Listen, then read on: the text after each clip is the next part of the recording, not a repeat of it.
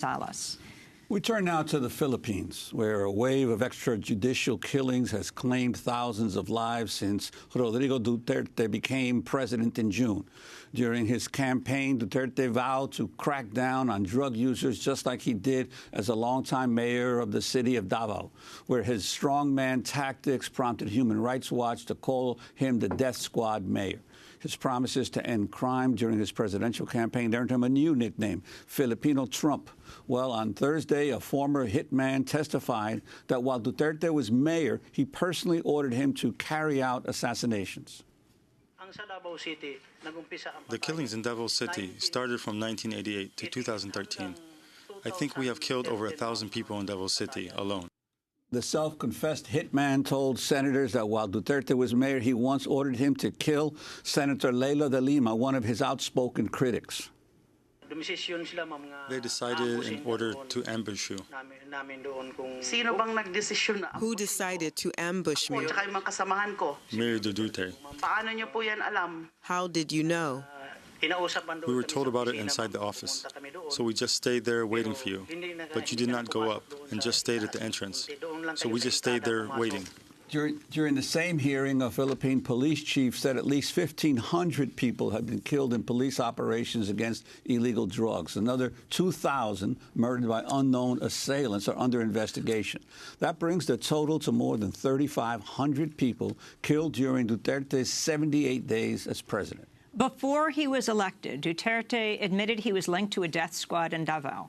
He spoke on a local TV show in a mix of English and Visayan. Me, they are saying I'm part of a death squad. So how do you react to that? True. That's true.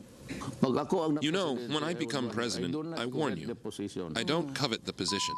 But if I become president, the 1,000 will become 50,000. I will kill all of you who make the lives of Filipinos miserable. I will really kill you. I won because of the breakdown in law and order. All of this comes as President Barack Obama was slated to meet with the controversial Philippine president during his 3-day trip to Laos. But Obama canceled the meeting after Duterte called him a son of a whore and warned him not to ask about his so-called drug war. They later had a brief exchange behind closed doors. This is President Duterte. I am a president of a sovereign state, and we have long ceased to be a colony. I do not have any master except the Filipino people.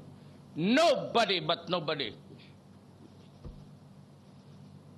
You must be respectful. Do not just throw away questions and statements. Son of a I will swear at you in that forum.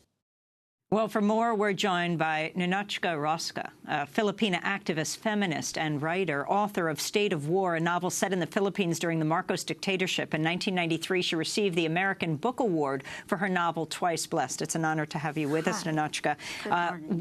Explain who your president is. Rodrigo Duterte is actually a compound of all the contradictions in Philippine society, contradictions which are now surfacing in very vicious ways. His father was a Marcos crony, but his mother organized demonstrations against the Marcos dictatorship, so you had these two. And he was actually appointed during the reign of Cory Aquino to be vice mayor of Davao City. So he comes from the two main contending factions in Philippine politics. But this is very normal for politicians in the Philippines. They will align themselves with one faction and change affiliation the next day, because the truth of the matter is we don't really have a political party as political parties are understood in the West.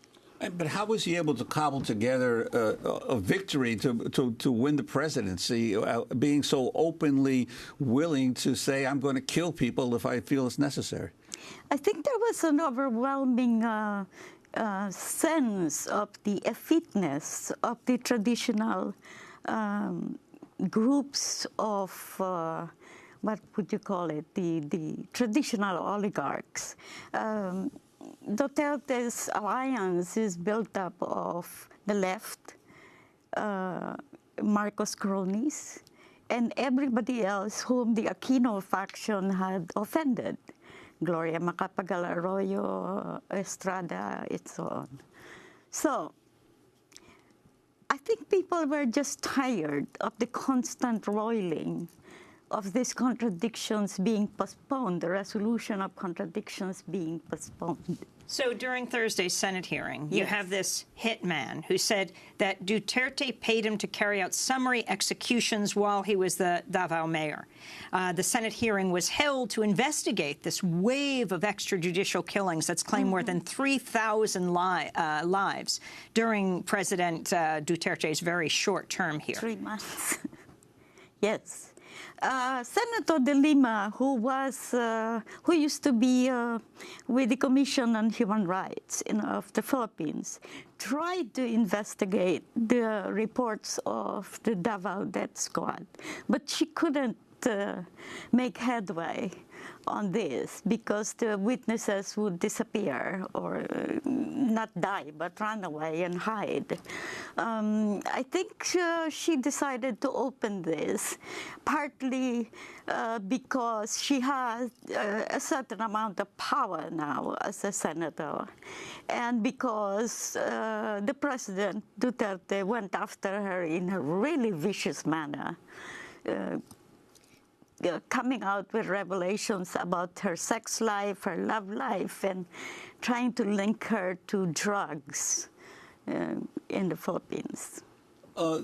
President Duterte has also called for the removal of U.S. troops from the island of Mindanao. Yes. A lot of our viewers and listeners, especially the younger ones, may not be that familiar with the historical relationship of the Philippines to the special relationship that the Philippines has had with the United States since it was originally a colony or after the Spanish-American War. Could you talk about that relationship and to the U.S. troops especially? Sure. We were the only colony of the United States in the Far East. It used to be called the Far East. Despite the fact that independence had been granted in 1946 to the Philippines, the United States kept control of two very important aspects of the Philippine governance.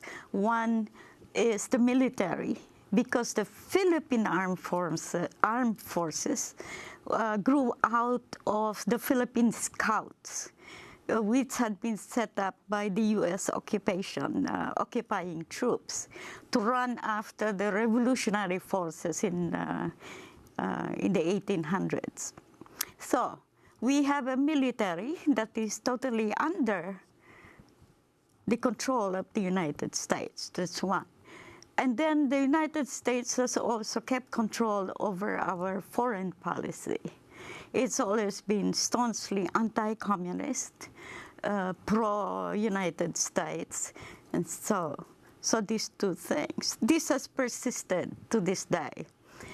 There was a point around 1993 when U.S. military bases were thrown out of the Philippines in the aftermath of the Marcos dictatorship, because people were so disgusted with the 20 years of support that the United States gave to the dictatorship that people said throw out the bases. So that was thrown out. After Marcos. After Marcos. And then what happened was this Abu Sayyaf came up in Mindanao and started launching raids and bombings, Davao included. So as we wrap up, what will happen with Duterte? And he's been called the Philippines' Trump. Why? And are people organizing? And do you think he'll make it to the end of his term? It has been a very volatile beginning. It's only been 3 months.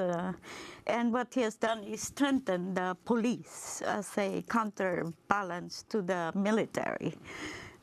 So this is problematic. We actually cannot tell what's going to happen. There are too many large forces operating around this question.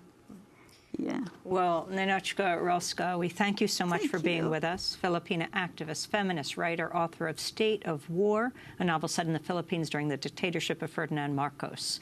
This is Democracy